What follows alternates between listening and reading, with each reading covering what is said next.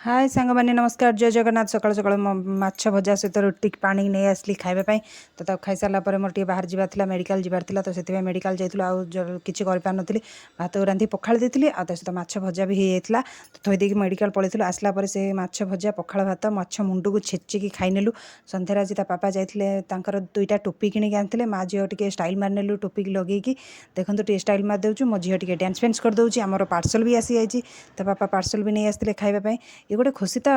तो डांस कर सारा पर पार्सल खोलीदेला बेलू मोर आसाला मत माछ खाई इच्छा नाला नॉनवेज खाइबा कि राइस खाइबा तो से मोपाई आसाला तंदूर रोटी को